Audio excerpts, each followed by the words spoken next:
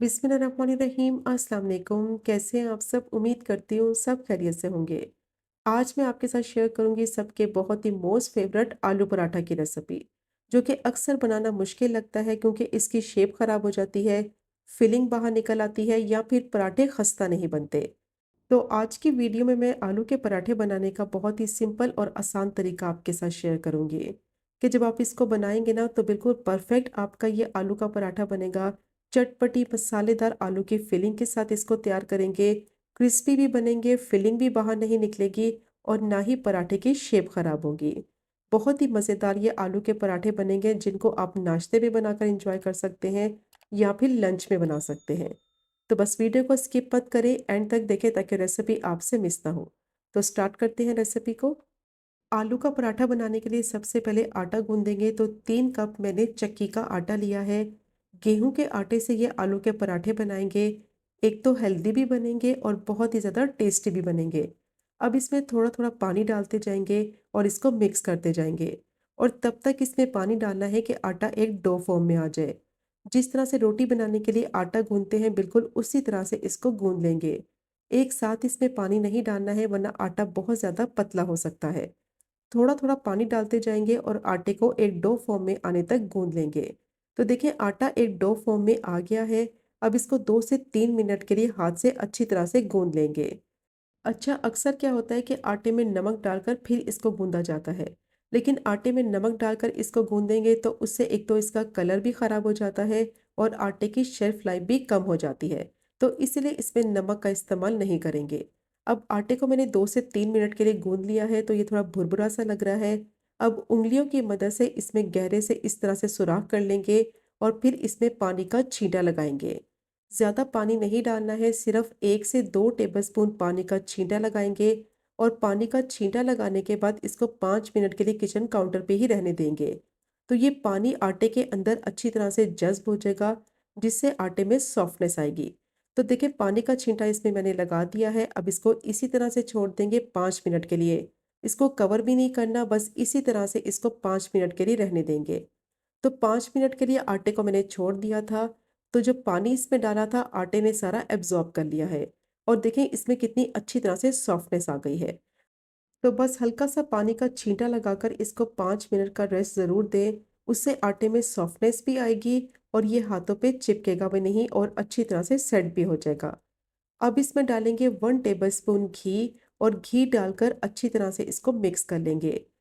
घी डालने से और भी ज़्यादा इसमें सॉफ्टनेस आएगी और बहुत ही स्मूथ ये आटा बनकर रेडी होगा। और जब इस आटे से आलू के पराठे बनाएंगे, एक तो वो फटेंगे भी नहीं, उनकी शेप भी ख़राब नहीं होगी। क्योंकि अक्सर क्या होता है फिलिंग करते हैं तो फिलिंग बाहर निकल आती है, आटा फट जाता है। तो जब घी इसमें ऐड कर देंगे उससे आटे में स्मूथनेस आएगी, सॉफ्टनेस आएगी। तो आटे को जब बेलेंगे तो वो बिल्कुल भी फटेगा नहीं। तो घी डालकर आटे को 2 से 3 मिनट के लिए अच्छी तरह से गूंद लिया है। बहुत ही ज़बरदस्त सॉफ्ट स्मूथ आटा तैयार हो गया है। तो ये हाथों पे चिपक भी नहीं रहा। तो आटे का जब इस तरह का टेक्सचर हो जाए कि ये हाथों पे चिपके नहीं, तो इसका मतलब है आटा बिल्कुल परफेक्ट तैयार हो गया है। अब इसको कपड़े से कवर कर देंगे और तकरीबन आधे घंटे के लिए इसको इसी तरह से किचन काउंटर पे ही रहने देंगे, ताकि आटा जो है वो अच्छी तरह से सेट हो जाए। तब तक मज़ेदार सी आलू की चटपटी फिलिंग तैयार करते हैं। तो 6 मैंने आलू लिए थे, उनको बॉईल कर लिया है। अब मैशर की मदद से मैश कर लेंगे या फिर ग्रेटर की मदद से आप इनको ग्रेट कर लें। हाथ की मदद से आलू को मैश नहीं करना वरना इनमें मोटे मोटे चंक्स रह जाएंगे। क्योंकि पराठे में जब आलू की फिलिंग करेंगे और उसके मोटे चंक्स होंगे तो पराठा फट सकता है। तो मैशर की मदद से आलू को अच्छी तरह से मैश कर लें या फिर ग्रेटर की मदद से इनको ग्रेट कर लें। तो आलू को मैंने मैश कर लिया है, बहुत ही अच्छी तरह से आलू मैश हो गए हैं। अब इसमें मसाले डालेंगे। तो सबसे पहले इसमें नमक ऐड करेंगे। आटे में मैंने नमक नहीं डाला है तो 1.5 टीस्पून मैं इसमें नमक डालूंगी, या फिर आप अपने टेस्ट के हिसाब से डालें। 1 टीस्पून लाल मिर्च पाउडर डालेंगे। 1 टीस्पून जीरा पाउडर डालेंगे और अब इसमें डालेंगे 1/4 टीस्पून आमचूर पाउडर। 1.5 टेबलस्पून भुना कूटा हुआ साबुत धनिया डालेंगे। अच्छा, धनिया पाउडर नहीं डालना है। धनिया को थोड़ा सा ड्राई रोस्ट कर लेना है और दरदरा सा इसको कूट लेना है। तो इसका टेस्ट आलू के पराठे में लाजवाब आएगा। हाफ टी स्पून कुटी हुई लाल मिर्च डालेंगे और 3 बारीक कटी हुई हरी मिर्च डालेंगे। या जितना स्पाइसी आपको रखना है उस हिसाब से भी आप ऐड कर सकते हैं। एक मीडियम साइज़ की प्याज़ ली थी, प्याज़ को बिल्कुल फाइन चॉप कर लिया है, वो भी इसमें ऐड कर देंगे। 2 से 3 टेबलस्पून बारीक चॉप किया हुआ हरा धनिया डालेंगे। अब अच्छी तरह से सारी चीज़ों को मिक्स कर लेंगे। अच्छा, बहुत ही मज़ेदार ये चटपटी आलू की फिलिंग बनेगी, क्योंकि आलू के पराठे जो है ना वो फीके अच्छे नहीं लगते। जितनी अच्छी तरह से मसाले वाली फिलिंग होगी ना, उतने ही पराठों का टेस्ट अच्छा आएगा। और अगर आप इसको बच्चों के लिए बना रहे हैं, तो अपने हिसाब से भी आप स्पाइसेस की क्वांटिटी कम या ज़्यादा ऐड कर सकते हैं। तो अच्छी तरह से सारी चीज़ों को आलू में मिक्स कर लिया है, मसल-मसल कर इसको मिक्स करना है, ताकि आलू के जो छोटे-छोटे चंक्स होंगे ना, वो भी ख़त्म हो जाएँ। तो स्पाइसेस अच्छी तरह से मिक्स हो गए हैं, बहुत ही मज़ेदार चटपटी आलू की फिलिंग तैयार हो गई है। और इस फिलिंग से आप चाहें तो आलू के कबाब भी बना सकते हैं। अब इसको साइड पे रखते हैं, आटे को चेक कर लेते हैं, आधा घंटा हो गया था आटे को रेस्ट पे रखे हुए। तो ये सॉफ्ट हो गया है, इसका टेक्सचर आप चेक कर सकते हैं कितना स्मूथ है। आटा जितना सॉफ्ट होगा, स्मूथ होगा, उतने ही पराठे अच्छे बनेंगे और फटेंगे भी नहीं जब आप इनकी फिलिंग करेंगे। बहुत ही मज़ेदार क्रिस्पी पराठे बनेंगे।